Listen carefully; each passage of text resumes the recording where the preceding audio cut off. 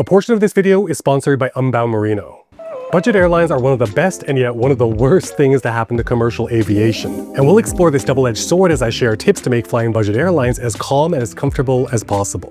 Right off the bat is recognizing that flying budget airlines does not necessarily guarantee your end-to-end trip will in fact be cheaper. Whether it's costs associated with a cab or Uber to a further airport, or of course, all the fine print and extra charges for everything. And so the first tip is to know exactly your unique needs for any particular trip. When it comes to budget airlines, literally every last thing that can be charged will be charged. I mean, we all know about being charged for anything beyond a lightly packed, tiny personal item bag. But beyond that, if a potential dollar can be extracted from you, it will be. I mean, despite what we might think, laws don't require airlines provide us with water, something we need to stay alive. And we may need to pay for water on some budget carriers, let alone snacks. Being able to select your seat, not even a larger or more comfortable seat, just selecting window or aisle at the time of booking is an extra charge as well. Even someone like my mom, who prefers checking in with a gate agent and having that human feedback loop to get her boarding pass. Extra charge if you don't check in ahead online. When I flew budget from Toronto to Atlanta last year, the plane did have screens in front of us, but they didn't work, so anyone wanting some in-flight entertainment, rent a tablet. Point is, recognizing this and having the self-awareness to understand the things you absolutely feel you need to have in terms of comfort, amenities, and storage while you're planning your trip is the very first thing to do. Then combining that self-awareness with reading the fine print of what all the extra charges will be to calculate what your actual flight will cost will help you decide if a budget carrier is indeed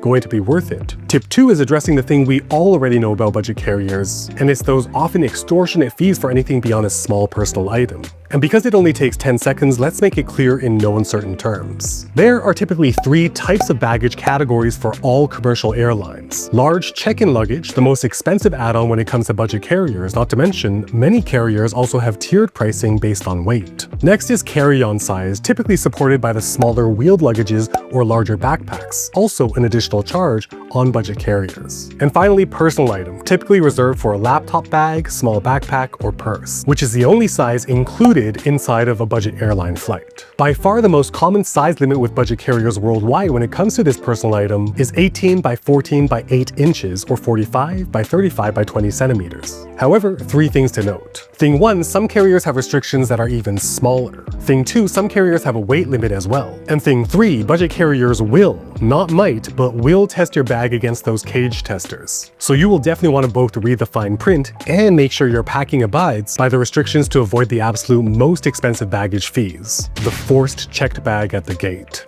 I was just in Indonesia and flew budget within the country from Jakarta to Surabaya for a 1-week trip to visit some steel mills, packing nothing but this small Bellroy light day pack. And let's just spend a quick minute so you can literally see how I was able to pack everything I needed for a full week of work travel into this tiny personal item backpack. And because clothing is by far the biggest hurdle when trying to pack light, packing for a week wouldn't have been possible without this segment sponsor, Unbound Merino. Merino wool is a unique miracle of nature that is temperature regulating, tremendously wrinkle resistant, and most of all for light travel is both ridiculously odor resistant and dries very fast, especially valuable for a heavy sweater like me. And with its naturally antimicrobial properties, combined with its powerful odor resistance, means that I and countless other frequent flyers have worn the same Unbound outfit daily for well over a week straight without feeling gross, and at least for me, traveling primarily for work without offending the noses of clients and vendors alike. Back in 2016, way before I even thought of starting this YouTube channel, I backed Unbound Merino's initial crowdfunding campaign and have benefited from their clothing for nearly a decade. And after almost 10 years, the 2 things I always come back to most,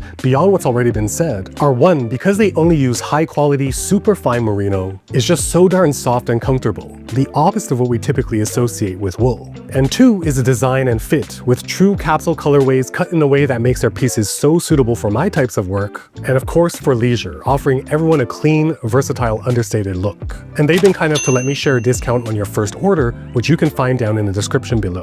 Thank you so much to Unbound Merino for sponsoring this portion of the video. So how exactly did I pack for this 1-week trip? Well, it was for work, so first things first, MacBook Air into the rear sleeve. Next up, when it comes to clothes, even though it was a 1-week trip, which means the outfit on my body is all I need, for my own peace of mind, I brought an extra outfit. So spun up Unbound's travel pants, and also one of their t-shirts, and in the bag they go. In a small compression packing cube, got 2 pairs of boxer briefs and 2 pairs of extra socks. Since if you have been with me for a bit, you know that when I'm traveling, I hand wash my socks and underwear every night before sleep. And speaking of sleep, topped up that packing cube with an additional t-shirt as yet an extra backup, as well as to wear to bed. Now, because of how much I sweat, the only toiletries I need are this mini shower puff from Muji to really get a good scratchy lather, as well as this little container of this Dr. Scholl's Odorex powder that I put onto my feet at the start of each day before putting on my socks to eliminate sweaty, stinky feet. And finally, because I'm personally comfortable using the soaps, shampoos, and body washes provided at hotels, but am quite particular with my face wash, wrapped up my toiletries kit with this travel-sized bottle all placed in a Ziploc bag. To wrap things up, this small pouch that stores my computer charging cable, phone charging cables, and noise-canceling earbuds. And finally, just tossed in my bag, my GAN travel power adapter. 75 watts so it carries enough juice to charge my laptop with full juice flow. And lastly, my electric toothbrush, also just tossed in, and as you can see, there's still plenty of space for, say, souvenirs. But of course, I put my camera in here so I'd be able to film parts of this video. All of these things are linked down in the description below in case you want to check them out for yourself. Of course, you may absolutely need to bring more than I do, and that's where part of the flying outfit comes into play.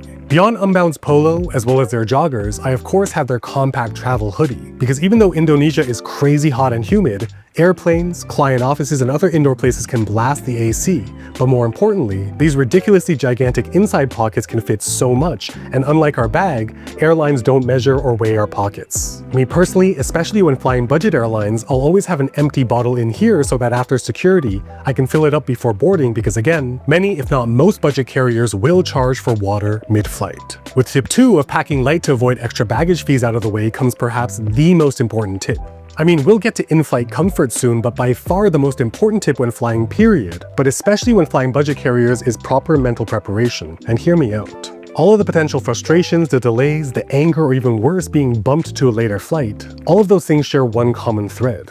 If we become angry, that angry only harms us. I would be all in favor of freaking out if it ever yielded desired results. But not only does it not yield results, it can even amplify our troubles to the point of being barred from the flight, or worse, banned from an airline, or worse still, getting arrested. Being mentally prepared, assuming the lines at the airport will take over an hour, assuming TSA will manually inspect your bag, assuming a 3-hour boarding delay, assuming you'll be the last to board in the boarding process. By mentally preparing for all of these things, if they do happen, and by the way, statistically they won't, or certainly won't be anywhere near as bad as I'm making it out to be here. But if they happen, magically, you're much less psychologically affected if you're mentally prepared. And so of course, if you're mentally prepared, it's also good to be literally prepared. To have a podcast, audiobook, headphones, a deck of cards, something that can genuinely keep your interest for hours. Moving on, let's talk about maximizing in-flight comfort. After all, one of the deepest sacrifices of flying budget airlines is the seating, where many budget carriers use tiny seats that don't even have a reclining function, which, depending on who you ask, is actually a good thing, to avoid those fights between people who believe in reclining and those who don't. Point is, part of the sacrifice we make in exchange for the savings is cramped quarters. And my first tip for comfort is varied back support.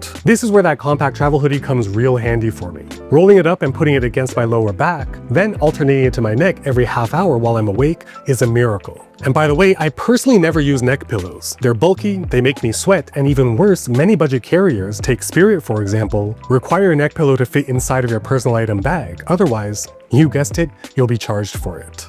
2, instead of feeling annoyed, welcome each opportunity when one of your roommates needs to use the restroom. Nothing is better for bodily comfort on a long, cramped flight than being able to stand up and walk around. Stretch a bit. 3, remember my AirPods in that pouch? Heavy snorers, scared kids and babies, or maybe you're sharing a row with a couple who just started fighting. Noise-canceling headphones can be a sanity saver. Oh, and remember how budget carriers will charge for every last thing they can? Back to seat selection, if you don't want to pay extra for seat selection at the time of booking, seeing as how they also charge for checking into your flight at the airport, you may as well do online check-in the moment you receive the app notification or email that online check-in is available. Because if you're fast, you'll have the best chance of finding your seat preference, whether window or aisle, without paying that extra at the time of booking fee. Regardless of which type of carrier you choose for your next trip, if you have no choice and must fly soon, you will definitely want to watch this video right up here. But if your next trip is something you're really looking forward to, then this video down here is the one for you. I'll leave both on screen for a few seconds so you can choose which one to watch next, but while you're deciding, consider subscribing and hitting that bell so you'll be notified the moment new videos just like this one drop.